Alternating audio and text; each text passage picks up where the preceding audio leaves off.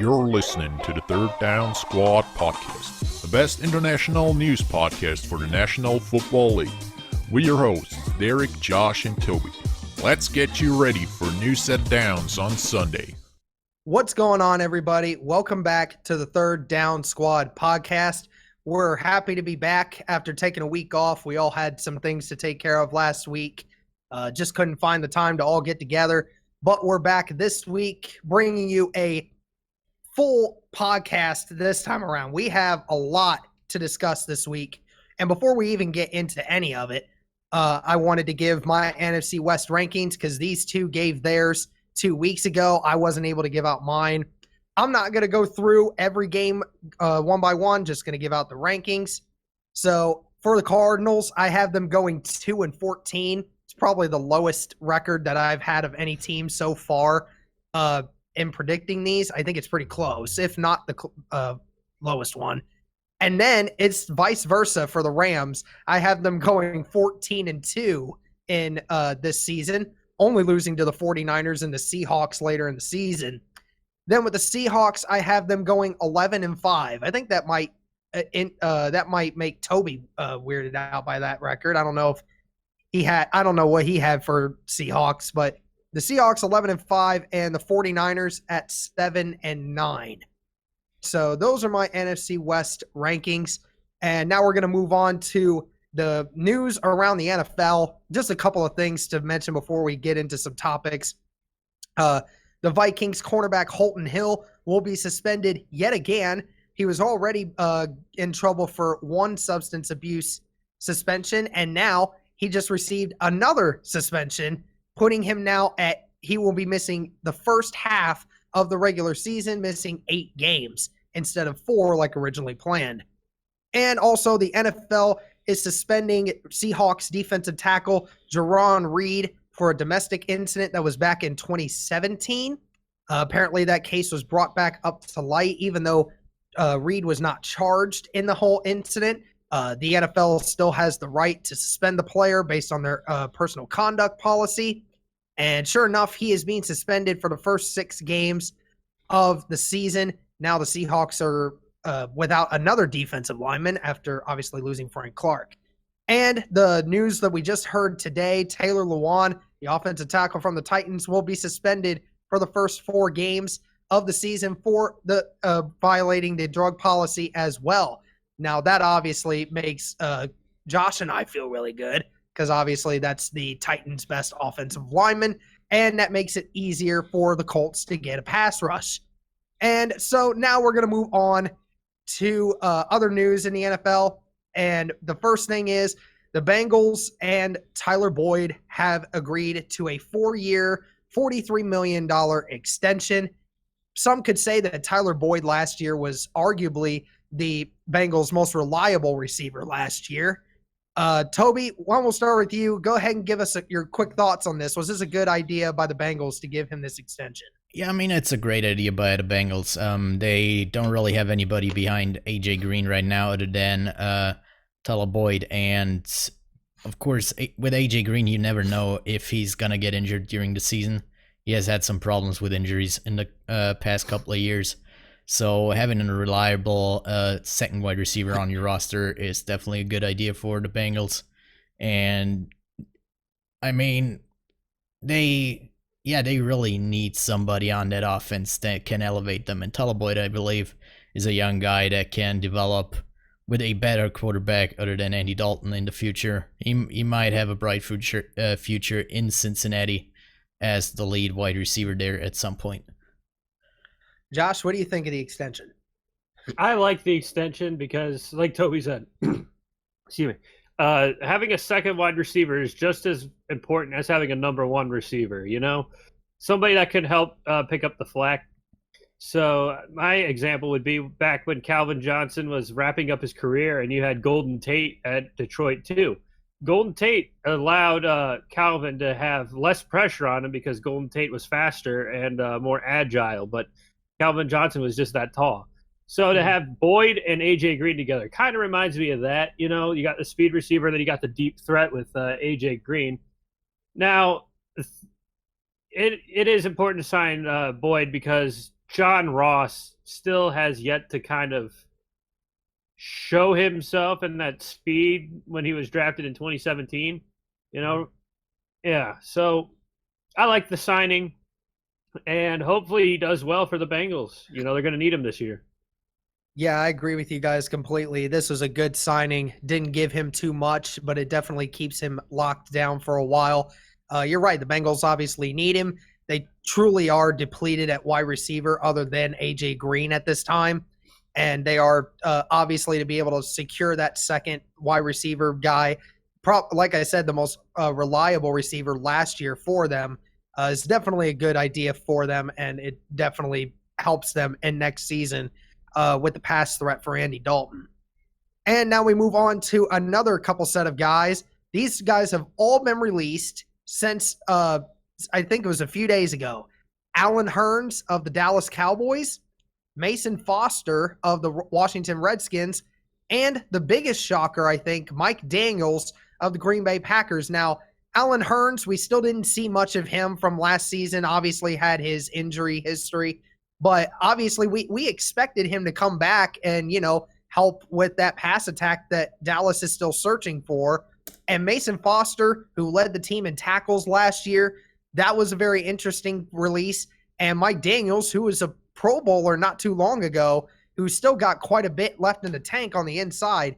All these guys were released right before training camp, and all of their agents said they are angry at the NFL and at their respected teams for allowing this to happen right before training camp. So, Josh, what do you think of all these guys getting released? Is this a bad look by their teams doing this right before training camp? And with these guys now being released, do you think any of these guys could come to the Colts? All right. So in regards to your first part, I think of it as like half and half. You know, it is pretty scummy to do it right before the start of training camp and all that, but you also kind of got to look at like their contracts and their their ability to perform on the field. Like with Mike Daniels, it wasn't about talent. It wasn't about that. Sure, he has some injury history, but as my cousin Jake pointed out in our group chat, his contract was getting kind of hefty on the Packers right there. And he was kind of like, this was his last year with the Packers anyway on that contract. So I think the Packers just cut him just to free up some more cap space in the future. Mm-hmm. And hopefully, out of all the people that just got released, Mike Daniels does come to the Colts because that defensive line would be awesome. The Browns do not need him. I've seen that rumor circulating around. They do not need him. Save your cap space. This isn't Madden. This is the real NFL. You're going to run out of money. Okay? That being said, I just vented. Allen Hurns just hasn't performed to what he was back in Jacksonville, you know, as Allen Robinson's number 2. It's mostly his injury history, but I kind of want to just say it's his effort, you know? I mean, a lot of mental capacity on all those injuries must have been weighing him down more than the defensive linemen or the DBs.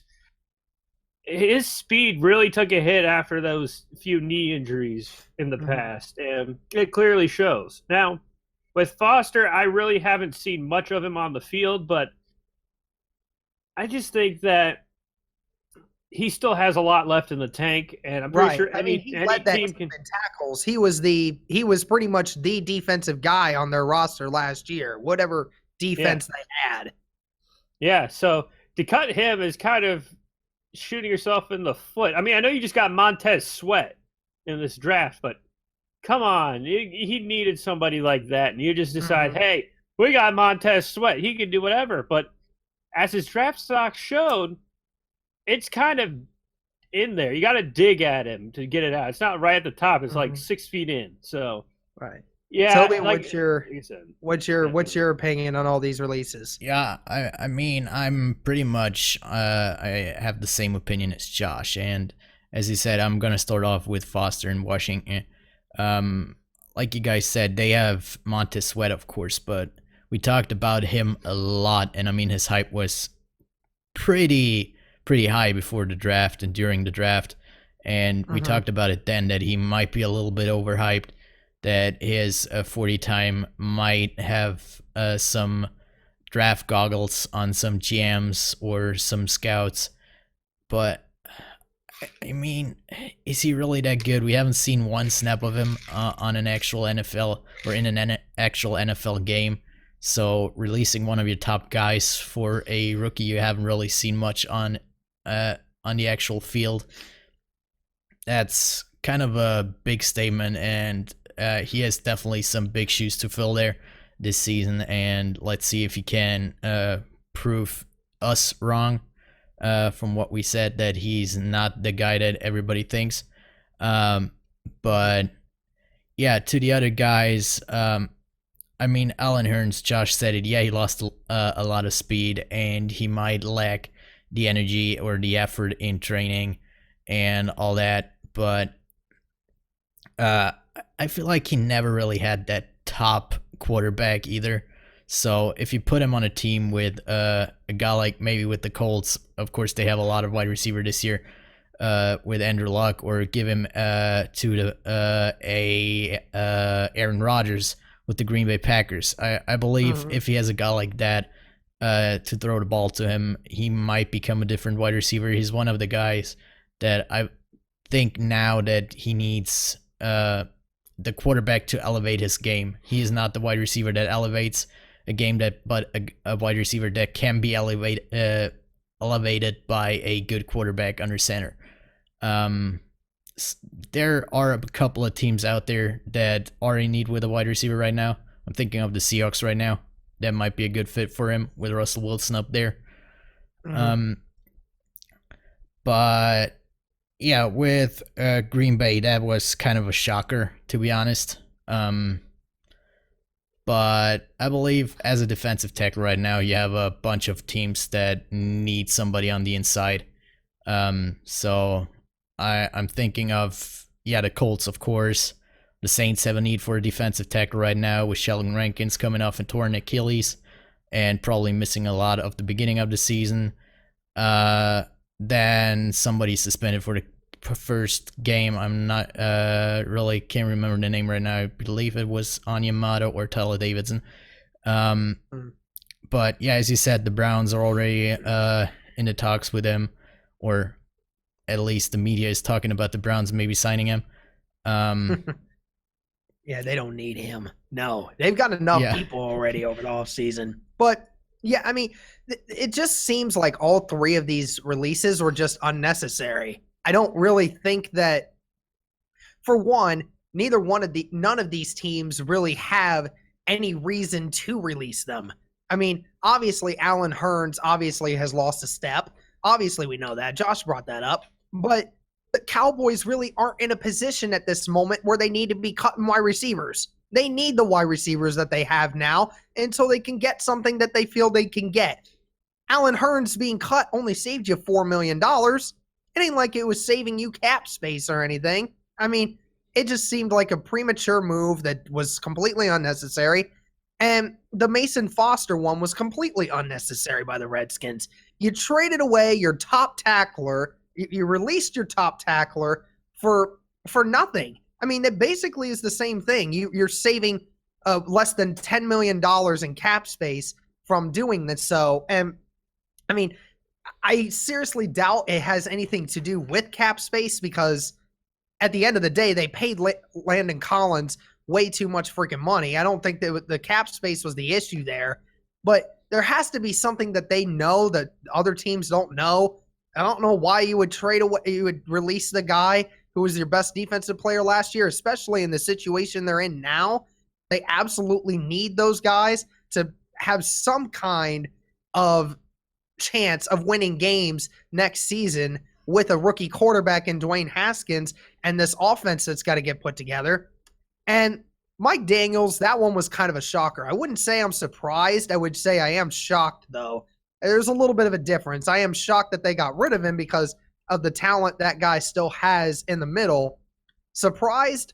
Not really, because they got a lot of defensive talent over the offseason. They feel that they can get rid of him now to free up a few more cap numbers for some other guys. But yeah, Mike Daniels is a guy that I really hope Chris Ballard will think of bringing in. He could really compete with Marcus Hunt for the starting spot. Danico Autry at the 1D tackle spot is already a given, but to have Mike Daniels competing with Marcus Hunt, that'd be a great move. And sorry. We Yeah, still have cap space is the thing, so we can do this. we also have the cap space too. We could give him a contract similar to what Houston got and still be one of the top 5 cap spaces next season. I mean, that's not even a debate. All right, 2 more things here because I thought of one more, boys, before we go through it. But right now we're gonna go to Adrian Peterson, where it was just reported yesterday. We're finding out now that Adrian Peterson is actually in debt. He has made over $100 million over the span of his career, and right now he is being sued for not paying back a $5.2 million loan.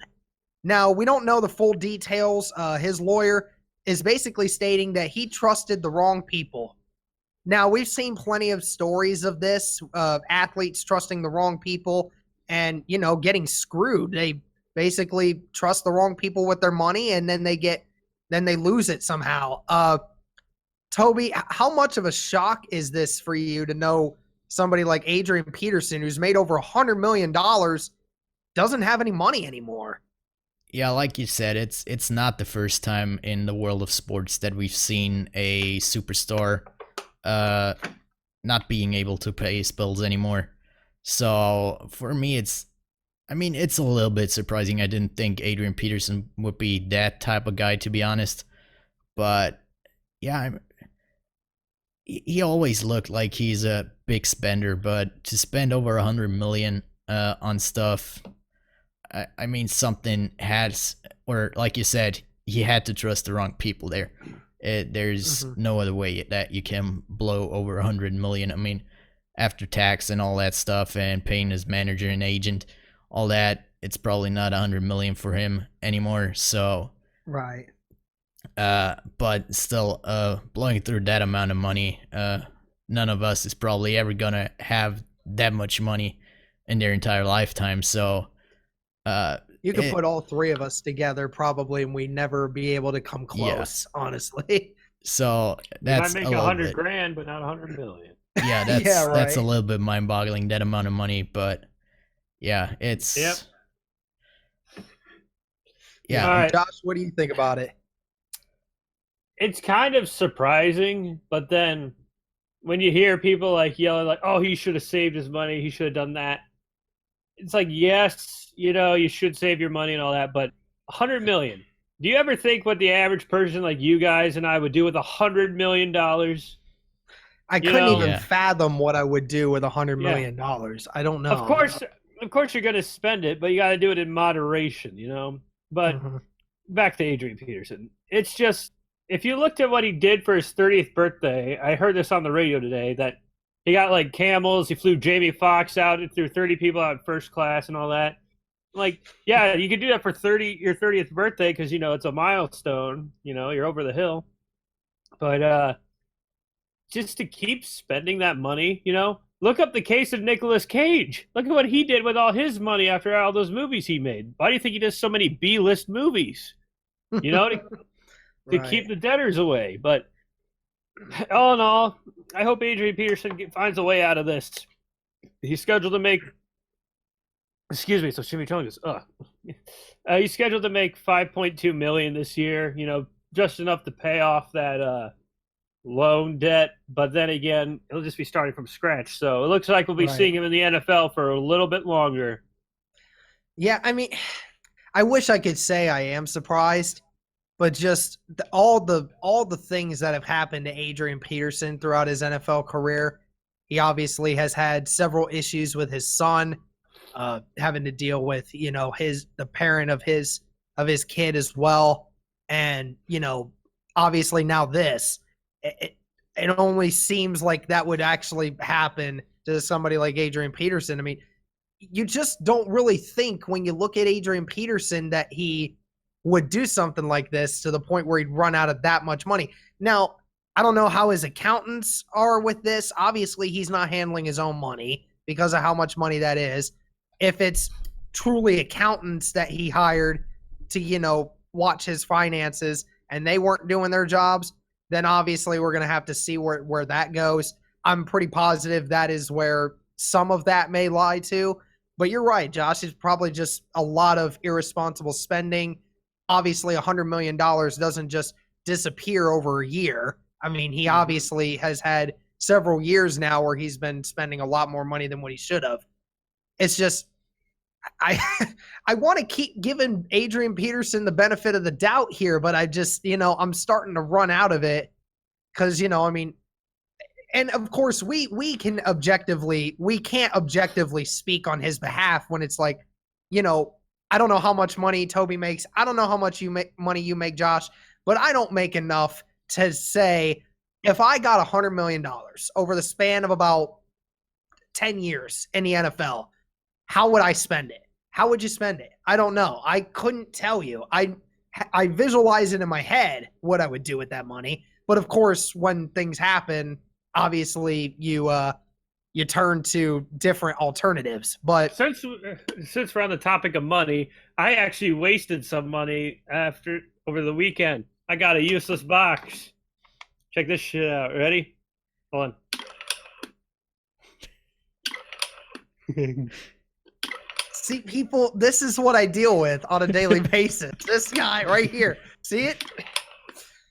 That was your fun moment with Josh Neitz. All right. Come one back last again next time for more useless crap. We're about to make that a new segment on this channel.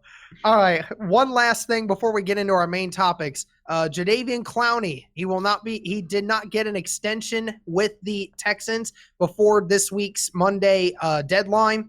So therefore, at the end of the season, he will become an unrestricted free agent after this year. Now that he and the Texans can make an extension after the year is over, if the Texans don't decide to trade him before the end of the year, which I believe they might try to do, given how much value he is. He is in his mid-20s. He's one of the premier defensive linemen in the NFL. Josh, was this a bad decision by the Texans to not give Jadeveon Clowney an extension? I'd say yes, because he's starting to come around, you know. Remember his rookie year and the first 2 seasons after that, he was kind of in the background of J.J. Watt. But then when J.J. Watt went down, he had a chance to show off, and he finally found his niche as the outside linebacker. We all thought he was going to be a defensive lineman, but he really is a good outside linebacker. But they're not paying him like an outside linebacker. I believe they're paying him like a defensive lineman, which is like $3 million less than a franchise tag, if I'm not mistaken. Yeah, I think it is. Yep. So they are making a huge mistake because you had the duo of J.J. Watt and Jadeveon Clowney. You know, not any other team could really say that. So Right. To just not sign him, you know, and think that he's less than J.J. Watt is ridiculous because unlike J.J. Watt, he's actually been on the field for an entire season. You know? I'm starting to think you should pay J.J. Watt less and pay Jadeveon more because he's shown that he can take over the defense when J.J. Watt is injured, you know, almost year in and year out. It's not to take anything away from J.J. Watt, but look at what happened over the past year, like 3 or 4 years. Jadeveon came out and became his own person and great. Well, J.J. Watt was just there, you know? He really didn't do much. It's just Jadeveon Clowney. So that's what I think of him. All right, Toby, what do you think of not getting an extension? Josh just said it.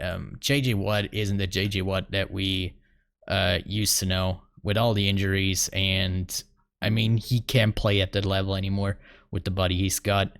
So for me, Jadeveon Clowney is the future of the Texans defense. So why not sign him to a deal right now and risk him leaving the team after this season?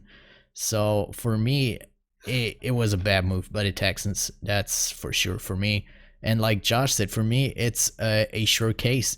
They should pay Jadeveon Clowney more than J.J. Watt right now because he has a future with the team. J.J. Watt had his time with the Texans. Doesn't have the body to play at 100% anymore. and probably not even 90%, which would still be good for the NFL in the case of JJ Watt. So why they didn't sign a deal with Jadeveon Clowney right now, or a long-term deal, it's just beyond me, because Jadeveon Clowney is one of the better outside linebackers in the game right now, and there are a lot of teams out there that would be happy to sign him or to trade for him next year. Yeah, and you guys mentioned J.J. Watt. I mean, Toby was right. How many years left does J.J. Watt really truthfully have? We don't know how much longer he can actually go, especially at a high level.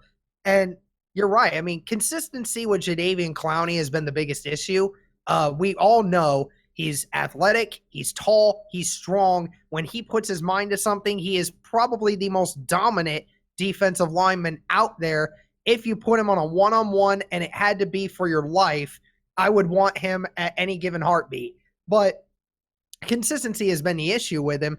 But either way, it still doesn't make sense why you would not sign one of the top 20 best defensive linemen, potentially one of the top 10 defensive linemen, if you want to go that far, to an extension. It makes no sense. We all know how important defensive linemen are, that they are becoming the newest, most important thing other than quarterback in the NFL, because you need guys who can get after the quarterback. And this is why I think they'll eventually trade him this during the season, because they know they screwed up.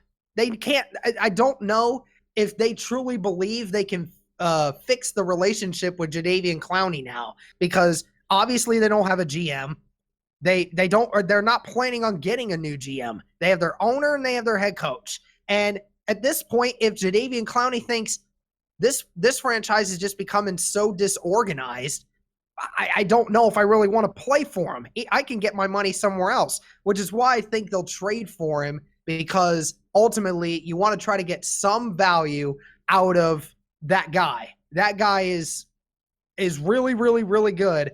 And Toby said it, any team right now would love to have him playing for their team right now. So there would be plenty of people coming and giving offers to the Texans for Jadeveon Clowney. It's just a matter of the Texans screwed up now. Now, are they going to actually be able to get something out of it? That's what's left to tell during the season. And you know what this reminds me of? I only thought the Texans screwed up in the playoffs, but I guess I'm wrong this time around. Hey, I mean, you know, they struggle in the biggest games, man. We know how it is. They can't even win in their own stadium against us.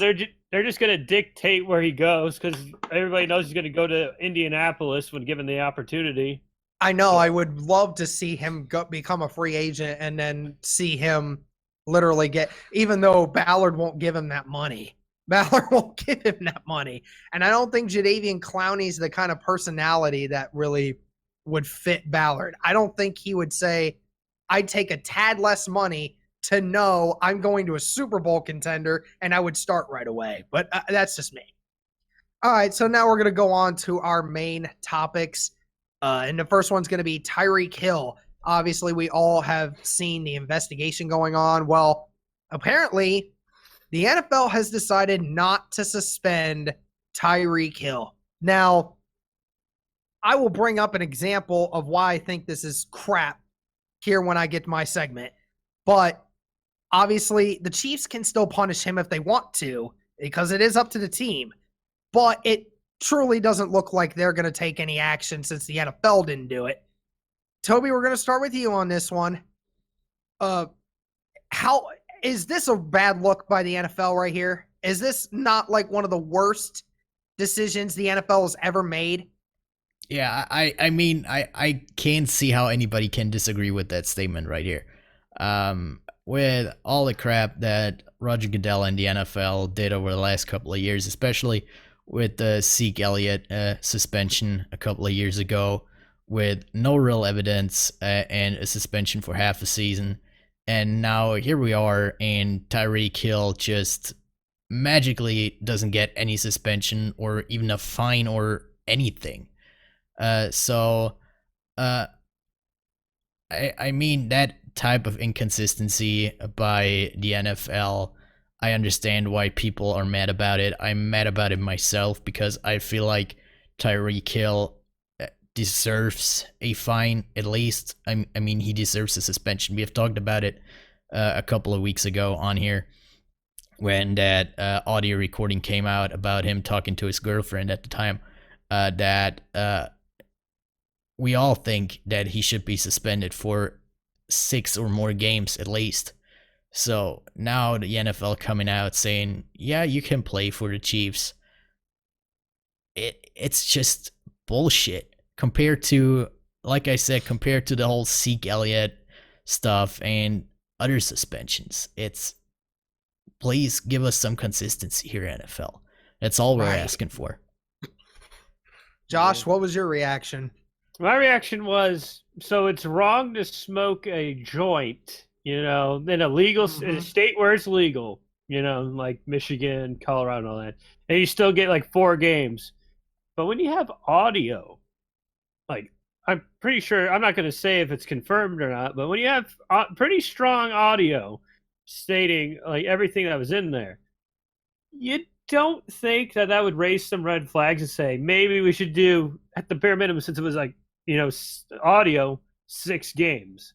Now, if it was video with that audio, then I'd say suspend him for the whole year, But I'd say at least suspend him 6 games with like a fine, just to prove a point. Like you said, Toby, consistency. You need it, All these different suspensions and all that stuff for like minor, like mid-tier, kind of lower, like, Zeke's thing. And a few other, not to say that they're all like, subpar to this one. No, they're very important. But just to see that, he dodged a bullet again, that's going to get him to feel overconfident, say, I'm untouchable, because I'm Tyreek Hill and I'm a part of the next generation Patriots Chiefs team, So let's just go from there. I said my piece. What's yours, Derek? I'll tell you the truth. I was sickened when I saw this thing. Remember when this story first came out, and then there was a lot of people saying, I don't think Tyreek's going to get any kind of suspension. And we all said that they were stupid for having that opinion. Yeah. Well, apparently they knew something that we don't know. Let me just show you something here. And I said this before, and this is why he should have at least gotten a 4-game suspension. Listen to this. Last season, Baltimore Ravens cornerback Jimmy Smith was suspended for the first 4 games of the 2018 season for violating the NFL's personal conduct policy when he verbally threatened his wife over an audio clip saying that he would actually hurt her. Okay? So that got him 4 games. But apparently Tyreek Hill saying, you should be afraid of me too, bitch. That doesn't give him anything? That's ridiculous. That's absolutely ridiculous. Even if you didn't get him for hurting his kid. Because, again, we don't know. We don't know for 100% fact whether he did anything or not. We think he did, but we can't prove it right now. But, of course, you have the audio clips. You have him saying that his girlfriend should be afraid of him. What else does that mean? What else? Yeah. You guys are so right. It's consistency. It makes me mad because Zeke Elliott was told, Roger Goodell's own private investigator, the person he's supposed to entrust with these things that does criminal investigations, said that Zeke Elliott was innocent to her, yet still suspended him for 6 games. Yet somehow this guy has actual evidence to show that Tyreek Hill was threatening his girlfriend and yet doesn't get hit with anything. That's absolutely sickening. It's despicable. And I really, really hope that karma comes down on Roger Goodell and on Tyreek Hill for this, because they shouldn't be getting away with something this serious. Even though he might not have done anything, he's personally said that they should be afraid of him, and that is not behavior that should be in the NFL. Not even close. That's what makes me upset. It makes me really upset. All right, before we get into too much more, let's try and go into something a little bit more peaceful here. And that is OBJ There you go. I appreciate There you go. Josh, I really Feel do. better now? I know I don't, but I appreciate the effort. All right, so now we're gonna move on to OBJ firing back at the Giants. Obviously, we know there's some bad blood between OBJ and the Giants for trading him out of the blue. And obviously, Odell came out with comments earlier this week saying how obviously he didn't appreciate the Giants and they, obviously didn't take him very seriously. And there's a lot of bad blood between the two. I could go into all the comments, but I won't. Josh, we'll just start with you. And there's two questions to this. Are you okay with OBJ firing back at the Giants? And do you believe that him doing this will affect him or the Browns in any way next season? I'm okay with Odell firing back, because remember throughout like all that time of, Eli saying, oh, it's OBJ who should, grow up or this and that, or how, remember when the Giants owner, I believe his name is Gettleman, the man who kind of messed up the draft, but we don't know that. We don't know yet. Said that, oh, we're not trading OBJ, not at all, Come around, mid-March, possibly early April, we get notifications on our phone saying that OBJ's been traded to Cleveland. And all of his comments, I kind of said, yeah, that's the truth, where the Giants were just, they were ass. They were straight ass. Other than Barkley and Odell. All around, though, it just smelled like crap at MetLife Stadium. So to say that, they came for me, they came to see me, the show, he's not wrong. He's not wrong. He's not wrong at all. Then why the heck do people show up to NBA games? To watch the bench players? No, to watch LeBron, KD, and all them. So for Giants fans to say, oh, we don't care if you're gone, this or that, we're better off without you. No, you're not. You still have Eli Manning, who is one interception away from throwing out his elbow. And you could say that it was OBJ that was saving Eli Manning from looking good, not the other way around. Definitely. So, all right, I got on that rant. Derek, what was the second part of that question? Do you believe that with OBJ continuously firing back at the Giants, it will affect him or the Browns in any way this season? No. With Baker Mayfield doing the exact same thing to pretty much everybody else, just firing back and clapping back, I don't think it will. It's the whole new Browns method of shut your mouth or we'll shut it for you. So I like this new look Browns, They're not taking crap anymore. They're no longer wanting to become the joke of the NFL. And I applaud them for that. And just as I applaud OBJ for standing up for himself and just saying, look, the Giants screwed me over. I made Eli Manning have at least 3 more years left on him before becoming a bench player. There you Toby, go. what do you think? All right, yeah, I'm gonna start with part 2 there, and I can totally agree with Josh. It's not gonna affect OBJ or Browns that much if it stays within what he's doing right now and just verbally firing back and not doing anything stupid on the field. I don't think the Browns are playing the Giants this year, so there is no threat of anything getting out of hand on the field. But as we know, OBJ can be a little bit of a drama queen on the field, so they have to watch out a little bit about that. But I'm not worried about it right now. It doesn't seem like it's too big of a deal. Of course, it gets blown up a little bit by the media, but it's just a couple of comments he made towards the press. So for me, it's, yeah, of course he's bitter about it. He was the best player besides Saquon Barkley, as Josh already said, on the Giants team last year, that he got traded away there. But for me, I feel like he should be kind of happy about it, because as a star player in the NFL right now, I wouldn't want to play for the Giants. There's no way they are going to the Super Bowl or the playoffs in the next couple of years. you have a better shot of winning anything with the Browns right now. So if the Browns keep playing like they did last year, I believe OBJ is happy about being traded at the end of it all. So for me, it's nothing too big of a deal. It's just the usual feud of a star player with a former team. Yeah, I mean, this is in this with OBJ and the Giants is just like any kind of relationship, whether it's business, personal, or anything. You know, you invest so much time in that organization, you give the organization what they want, you become one of the premier wide receivers in the NFL. You do everything you can, you get paid big bucks, and then all of a sudden they just decide we're going to trade you away for something new, even after, you know, we already said a few months earlier that we weren't going to do anything for you. But yeah, I'm okay with OBJ doing it now. It's still early.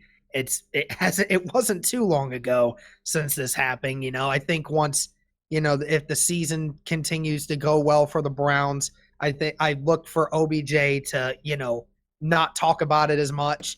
Obviously, he was answering questions from the media. That just ultimately is what happens, and he's right to feel the way he does about the Giants. And I'm in agreement with you guys. I hope that it doesn't get to his head. I don't think it will. Hopefully, if the Browns continue to have success, I think he'll be okay. But you know, you're right. OBJ's a drama queen. He's a very hot-headed dude.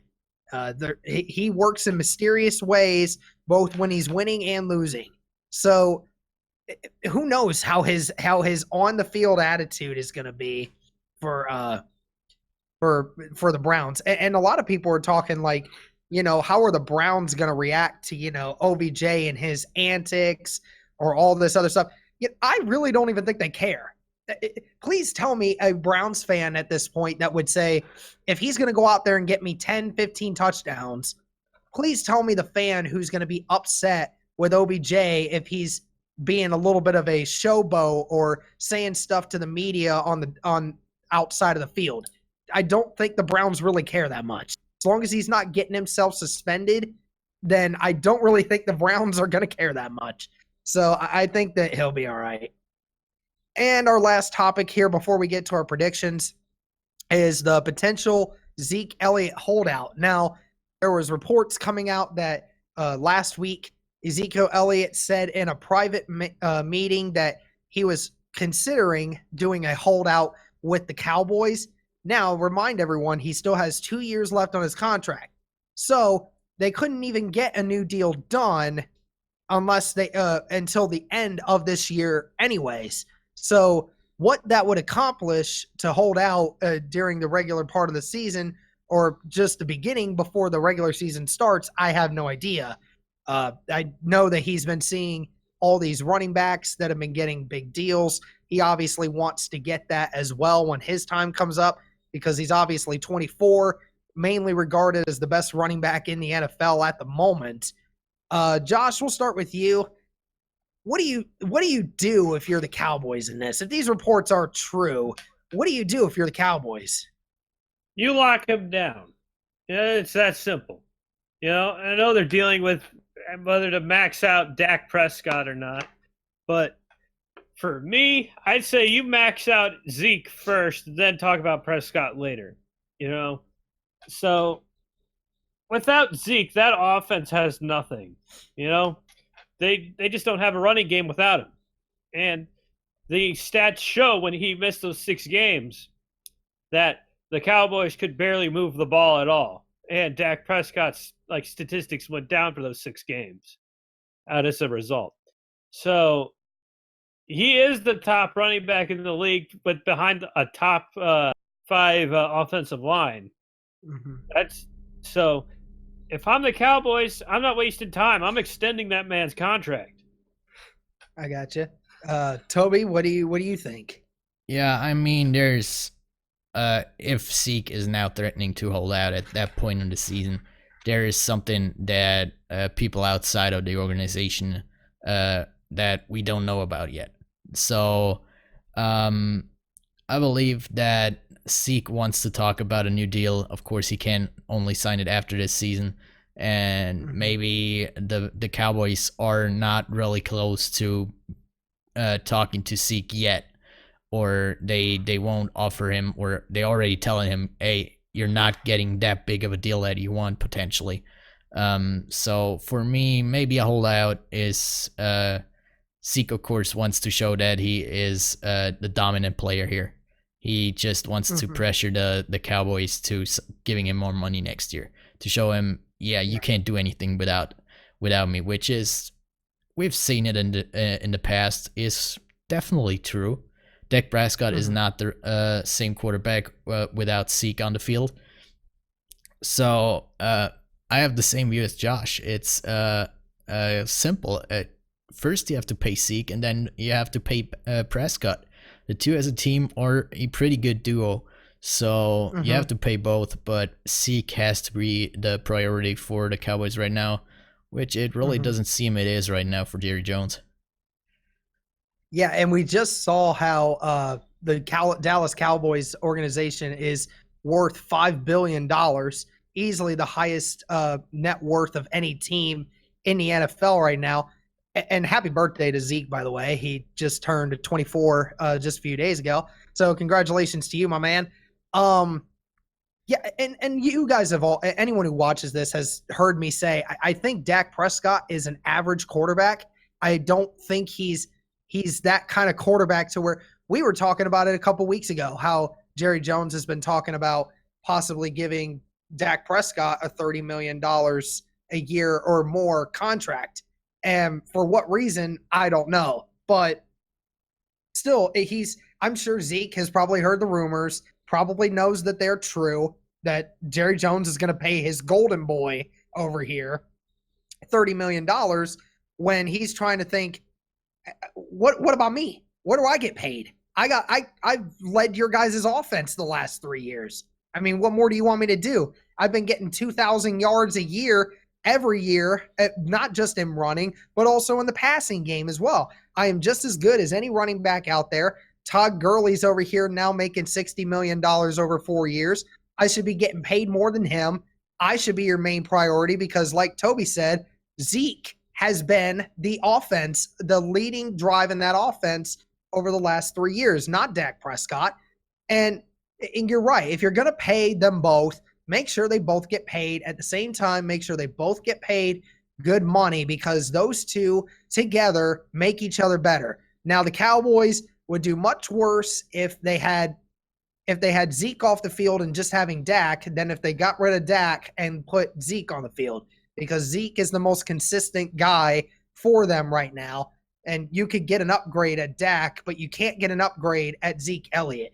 And it's not like we're saying Zeke Elliott should get a 3-year, $90 million deal. We're not saying that, but he should definitely get a 4-year, $60 to $70 million deal because, you saw Le'Veon Bell's and Todd Gurley's getting those. Now, let me ask you guys real quick. If they can't get a contract figured out for Zeke, do you trade him? Do you trade him right now for what he's worth? You guys can say yes or no to that. I would say yes, because you can dictate where he's going, where it's like, all right, we're going to ship you out of the division so you can't torch our horrible defense, So, well, the Dallas Cowboy defense isn't horrible. Let's get that clear. They're not horrible. They're a top 10 defense now in the NFL. I mean, I'm just saying if Zeke were to go up against blasted by the Colts, I'm not going to rub that in too much. But yes, they are a pretty good defense now. But you're right. I mean, they could dictate where he goes, and they can get a good sized package for him if they decided to trade him. What about you, Toby? Yeah, I think they might think about trading him, but like you said, he has 2 more years on the deal, so I don't think they trade him this year. So. They want him on their roster this year. Maybe trade him next year. I feel like it's kind of a Jadeveon Clowney thing. If they don't get an extension, they'll go this year. And then if they don't get an extension figured out before obviously training camp next year starts, then they're going to most likely trade him because they're not going to leave an asset like that on the free market to just go wherever he wants to. Yeah, maybe even before the draft to kind of get a couple more draft picks on there. Yeah. Yeah, very true. Very true. You can get a lot for that. All right, so now we're gonna go on to our predictions. About dang time. We took a lot of time talking about all those things. We hope you guys enjoyed those. There's a lot of stuff to talk about there.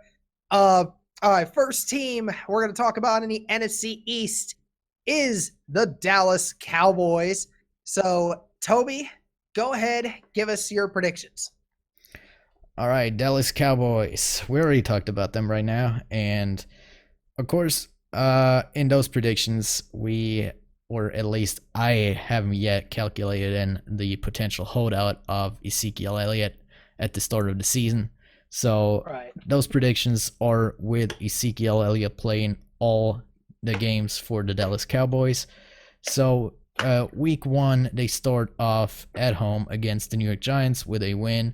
At Washington, week 2, another win, 2-0. At home, Miami, they are starting off 3-0. Then they go to the New Orleans Saints. Last year, the Dallas Cowboys won that game, one of the few losses for the Saints. This year, the Saints, I believe, are coming back and beat the Dallas Cowboys, going to a record of 3-1. Next game against the Green Bay Packers, another win, 4-1. New York Jets, another win, 5-1. And the game before the bye week against Philadelphia, another win, going into the bye with a record of 6-1. Coming back out of the bye week, another game against the New York Giants at MetLife Stadium this time. Another win for the Dallas Cowboys, 7-1. Against Minnesota, 8-1. Against Detroit, 9-1. Against New England, 10-1. Against Buffalo, 11-1. Against Chicago, they go 12-1. They will lose their game against the LA Rams, going 12-2, sorry. At Philadelphia, I have that one winning, won by the Philadelphia Eagles, going for the Dallas Cowboys to 12-3. And the last game against the Washington Redskins, it's a win for the Dallas Cowboys, putting them at a total record of 13-3. Jeez, wow, that's really high praise, Dallas Cowboys. He's got a lot more praise. I mean, Will Kane will definitely be happy about that on ESPN. Stephen A. Smith is looking at you, Toby, like something is wrong with you. Okay? I'm looking at you the same way right now. All right, Josh, go ahead with yours. All right, I don't know if this will be as, gracious as Toby, but I got them going 2-0 to begin with, like you did. I got them beating the Dolphins, going to 3-0. And then, let's see here. The Saints, week 4. The Saints, yep, they're going to lose. As I said before, 3-1. They're going to, I got the Packers winning this one, so they're going to go 3-2. Okay. The Jets, I think they're going to win, so 4-2 for the Cowboys. The Eagles, I got them winning this first matchup, going to 5-2. Bye week 8. Bye week, yep. And then against the Giants again, I got them losing this one, splitting the series with the Giants.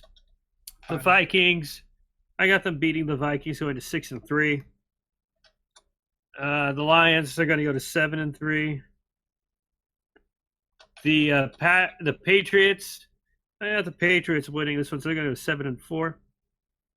The Bills, I'm going to have them beat the Bills 8-4. The Bears, I'm going to have them lose to the Bears by 8-5. The Rams are going to lose, so they're 8-6. The Eagles, they're going to beat them. They're going to go 9-6. And against the Redskins, they're going to go to 10-6, ending at 10-6. All right. And I am just like you guys. They will win their first 3 games, beating the Giants, the Redskins, the Dolphins. They will lose to the Saints, going to 3-1. Beat the Packers, going 4-1. They will lose to the Jets, making them 4-2. And then they will beat the Eagles, going to 5-2, going into their bye. They will win against the Giants, the Vikings, and the Lions, putting them at 8-2. They will lose to the Patriots, going 8-3. Beat the Bills, going 9-3. And then will lose 3 of their last 4, only beating Washington in Week 17, which will put them at a grand total of 10-6, just like Josh did. All right, so now we're going to move on to the Philadelphia Eagles. Josh, go ahead with yours. All righty. So, Philadelphia. Land of brotherly love. All right, let's do this. Week 1, they're going to beat the Redskins. They're going to go to 1-0. Week 2, they're going to beat the Falcons. They're going to go to 2-0. Okay. The Eagles are going to beat the Lions, so they're going to go 3-0 as well as the Cowboys. I have the Packers beating them this time around, so it's going to be 3-1. The Jets, I actually think the Jets could get this one, so they're going to go 3-2. The Vikings, they're going to beat the Vikings, going to 4-2. Let's see here. Cowboys, they're going to lose this one right here, 4-3. Let's see. The Bills, they're going to beat the Bills. They're going to go 5-3. Let's see.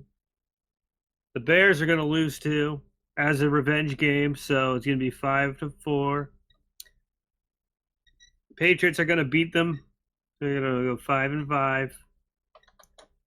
The Seahawks, they're going to beat the Seahawks. They're going to go 6-5. The Eagles, Dolphins, they're going to beat the Dolphins. They're going to go 7-5. They're going to beat the Giants. Going to go to 8-5. The Redskins will beat them this time, so they're going to go to 8-6.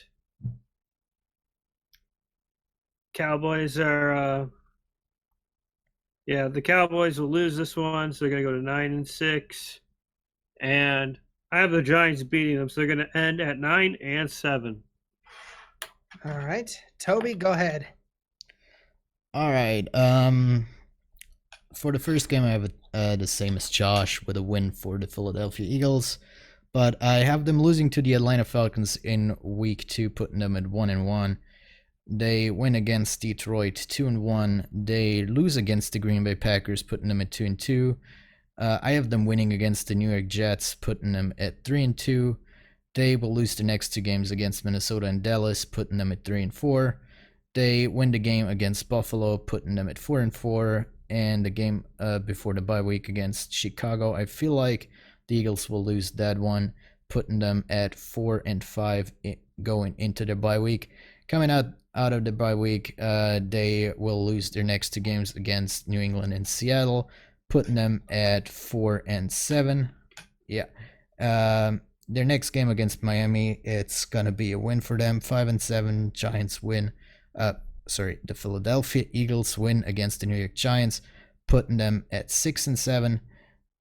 They will lose to the Washington Redskins, putting them at 6-8. Sorry. They will win against the Dallas Cowboys, putting them at. Sorry, I think I got it wrong there. Yeah, you were somewhere, but yeah, you were at 7-8. Yeah, Yeah. you were at 7-8 for Week 16, and then your last game. and the New York Jets, it's another win. It's going to 8-8 for the Philadelphia Eagles. Okay.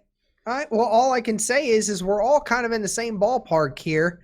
I have them also beating the Redskins week 1. I have them losing to the Falcons and then winning against the Lions and then losing to the Packers going 2-2, beating the Jets going 3-2, beating the Vikings going to 4-2. They will lose to the Cowboys 4-3, win against the Bills 5-3, lose against the Bears 5-4 going into their bye. I actually have them beating the Patriots off of their bye week, so they'll be 6-4. They'll lose to the Seahawks going 6-5. They'll beat the Dolphins and the Giants, bringing them to 8-5. They will lose to the Redskins. That second matchup, they'll go 8-6. They'll beat the Cowboys 9-6. 8-9-6, and then they will lose to the Giants in their last matchup, also putting them at 9-7, like Josh did again. So we're all kind of having them hovering around a 500 record, which could possibly still put them in the playoff if we think about it realistically.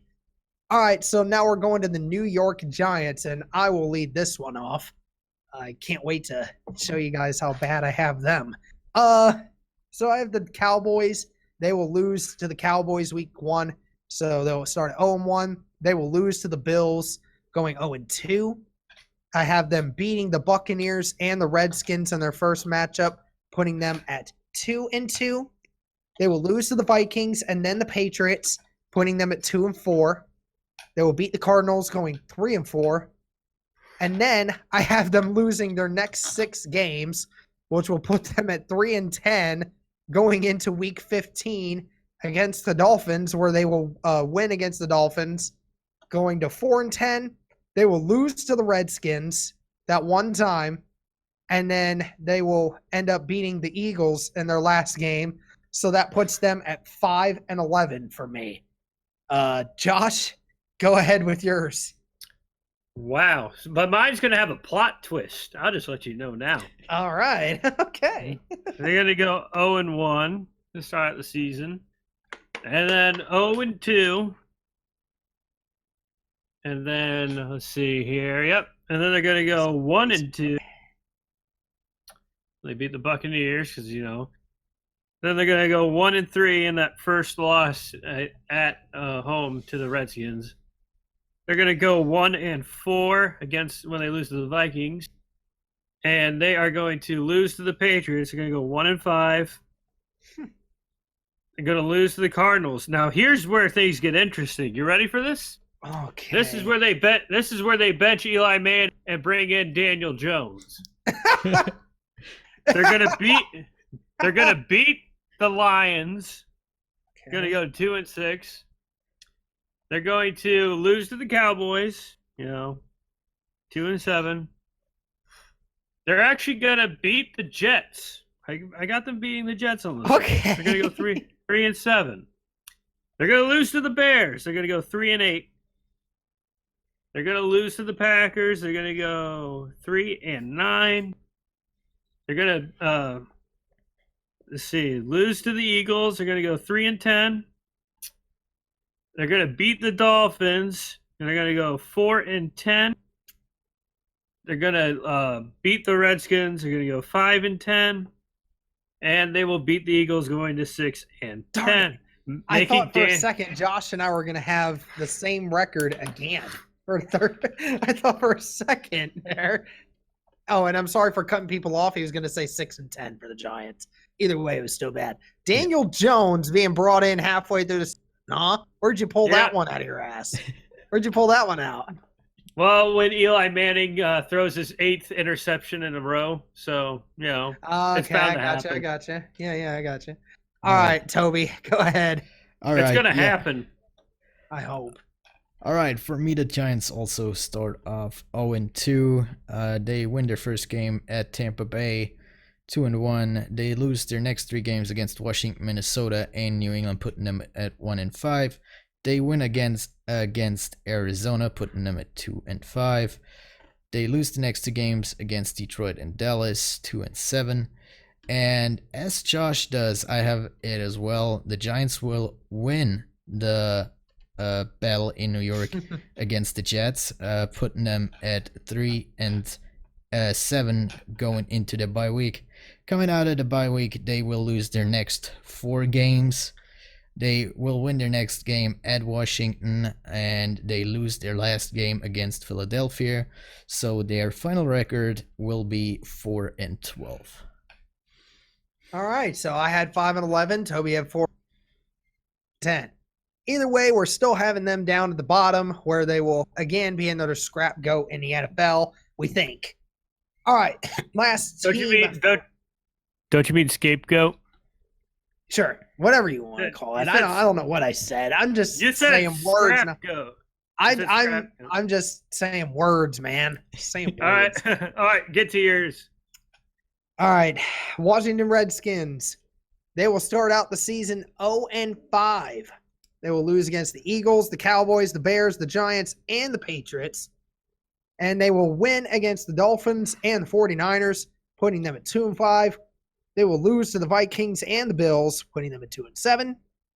And then they will lose to the Jets, putting them at 2-8. They will beat the Lions, going 3-8. They will lose to the Panthers and the Packers, putting them at 3-10. They will win against the Eagles and the Giants, putting them at 5-10. And they will lose to the Cowboys last game of the season, putting them at 5-11, the same record as the New York Giants. But they at least escape one win out of the Giants because obviously Dwayne Haskins has it out. All right, Toby, go ahead.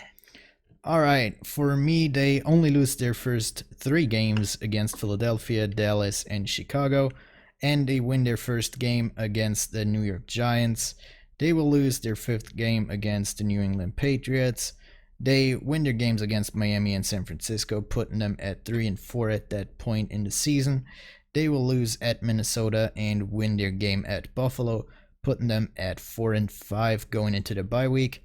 They will lose their 2 games coming out of the bye week against the New York Jets and the Detroit Lions. They win again against the Carolina Panthers. They will lose their game against the Green Bay Packers. They win the game against the Philadelphia Eagles. They will lose against the Giants, and they will lose against the Dallas Cowboys to end off the season, putting them at a record of 6-10. All right, interesting. Josh, go ahead. All right. I actually have they're going to lose the first game of the season, so they're going to go 0-1. Next, we have the Cowboys. They're going to go 0-2, start out. However, what quarterback did they draft? Dwayne Haskins. Dwayne Haskins. He's going to lose to the Bears. Oh. All I right. thought for a split second I thought was going to happen. Yeah. No, then they're going to beat the Giants. Or no. Yeah, I had them losing. So, yep, they're going to beat the Giants. They will lose to the Patriots. 1-4. It's not looking good. Now, this is where they turn things around. They're going to beat the Dolphins. Mm-hmm. They're going to beat the Niners. Okay. They're going to beat the Vikings. Okay. They're going to beat the Bills. 5-4. So he has he has them at the best record of any of us going into their bye week. Yeah. Okay. Yeah. Then they're gonna hit a snag and go to 5-5 against the Jets. They're gonna beat the Lions, so they're gonna go 6-5. They're gonna beat the Panthers, but eke it out in a very close game. I don't know how, but okay. This is my list. This is what I think. I know. I just don't see what you guys see. They're losing to the Packers. They're gonna lose to the Eagles again. Or no, they're gonna lose to the Eagles. Yep, 7-7. They're gonna beat the Giants, so they're gonna go 8-7, and they will beat the Cowboys, going to 9-7. Wow. So Josh with the hot click that he has the Washington Redskins tying in second place for the second best record in the NFC East. That is crazy. All right, so my winner for the division was the Dallas Cowboys at 10-6.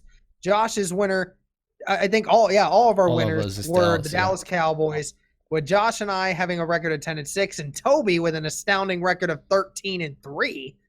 And then we obviously all thought the worst team in the division this year was going to be the New York Giants, with Toby at a 4-12, me at a 5-11, and Josh at a 6-10. All right, so that's it for this episode. Hope you guys enjoyed. I know that was a lot to take in one episode, but we certainly had a lot of stuff to talk about. A lot has happened right before training camp. Again, training camp starts this week. We're all very excited for that. We're less than a full week and a half now from football, so we're all excited, if you can't tell. And Josh is going to break out the useless box, saying that the outro is useless, I guess. Okay. Again, if you want some more stupid content, make sure you come on the channel, folks. You got Josh. That's what you get him for. All right. All right, that's it for this podcast. Hope you guys enjoyed. Be sure to follow us on Twitter at T3DS_NFL. Follow us on YouTube and listen to us on Spotify. And as always, guys, peace. See ya. Later.